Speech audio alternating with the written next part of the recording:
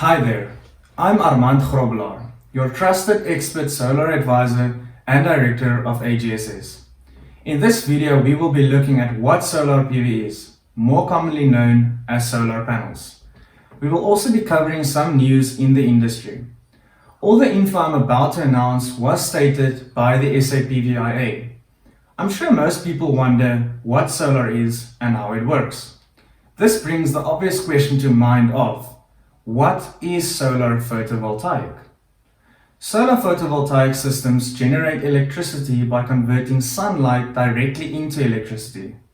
The photovoltaic cell consists of one or two layers of a semiconducting material, usually silicon, which when light shines on it, creates an electrical field across the layers, causing electricity to flow. For a comprehensive visual on how solar panels work, please have a look at this video by Richard Comp, posted in 2016, where he explains what solar is.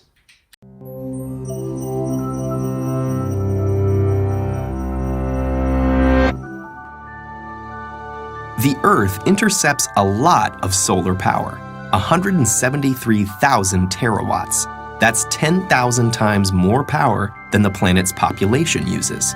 So is it possible that one day the world could be completely reliant on solar energy? To answer that question, we first need to examine how solar panels convert solar energy to electrical energy. Solar panels are made up of smaller units called solar cells.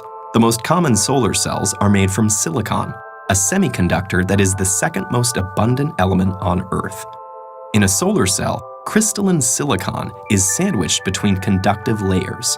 Each silicon atom is connected to its neighbors by 4 strong bonds, which keep the electrons in place so no current can flow. Here's the key. A silicon solar cell uses 2 different layers of silicon. An N-type silicon has extra electrons, and P-type silicon has extra spaces for electrons, called holes. Where the 2 types of silicon meet, electrons can wander across the P-N junction, leaving a positive charge on one side and creating negative charge on the other. You can think of light as the flow of tiny particles called photons shooting out from the sun. When one of these photons strikes the silicon cell with enough energy, it can knock an electron from its bond, leaving a hole. The negatively charged electron and location of the positively charged hole are now free to move around. But because of the electric field at the p-n junction, they'll only go one way. The electron is drawn to the N side, while the hole is drawn to the P side. The mobile electrons are collected by thin metal fingers at the top of the cell. From there, they flow through an external circuit, doing electrical work like powering a light bulb, before returning through the conductive aluminum sheet on the back. Each silicon cell only puts out half a volt, but you can string them together in modules to get more power. 12 photovoltaic cells are enough to charge a cell phone, while it takes many modules to power an entire house. Electrons are the only moving parts in a solar cell, and they all go back where they came from. There's nothing to get worn out or used up, so solar cells can last for decades. So what's stopping us from being completely reliant on solar power? There are political factors at play, not to mention businesses that lobby to maintain the status quo.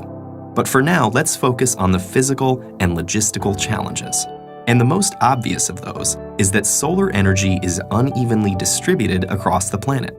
Some areas are sunnier than others. It's also inconsistent. Less solar energy is available on cloudy days or at night. So a total reliance would require efficient ways to get electricity from sunny spots to cloudy ones, and effective storage of energy. The efficiency of the cell itself is a challenge too.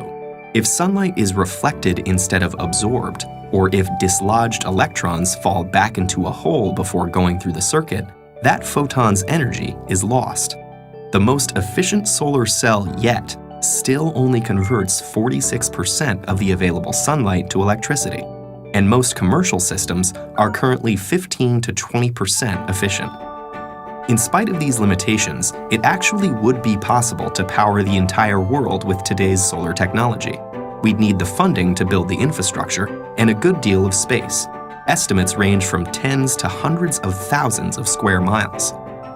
Which seems like a lot, but the Sahara Desert alone is over 3 million square miles in area. Meanwhile, solar cells are getting better, cheaper, and are competing with electricity from the grid. And innovations like floating solar farms may change the landscape entirely. Thought experiments aside, there's the fact that over 1 billion people don't have access to a reliable electric grid, especially in developing countries, many of which are sunny. So in places like that, solar energy is already much cheaper and safer than available alternatives like kerosene. For, say, Finland or Seattle, though, effective solar energy may still be a little way off.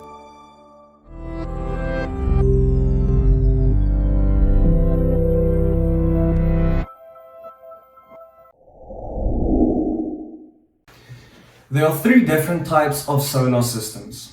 Firstly, you get a grid-tied system that is connected with reverse power blocking.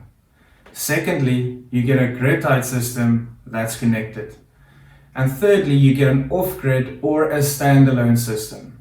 Here is a short, brief explanation of what these 3 different setups are. Number 1, your grid-tied system that is connected with reverse power blocking. The property is connected to the national grid in order to receive electricity, but any surplus electricity generated by the system is prevented from being directed back into the grid.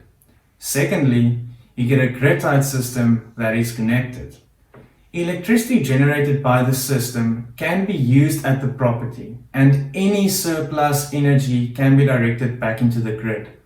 In some cases, this feedback is compensated for. And thirdly and lastly, you get an off-grid or standalone system. This PV system generates electricity for use on-site and operates completely independent of the national grid. In this case, it is necessary to have additional components such as charge controllers and battery storage.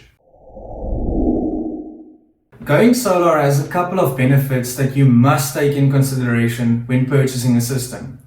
These benefits are environmental benefits. Solar photovoltaic PV as an electrical generation source is sustainable, indefinitely renewable, and environmentally friendly. Long lifespan and low maintenance.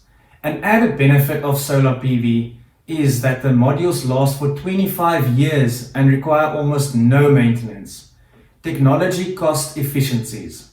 Most of the world's solar modules are made from crystalline silicon or sand in its basic form. As greater quantities of solar modules are produced worldwide at greater efficiencies, the cost of solar PV keeps becoming more and more competitive. Cost savings. By offsetting the electricity purchased from your local utility, solar PV can create substantial monthly savings. In South Africa, the general payback period of a solar PV system is 5 to 6 years. With a system that lasts for 25 years, this means approximately 20 years of free, clean energy.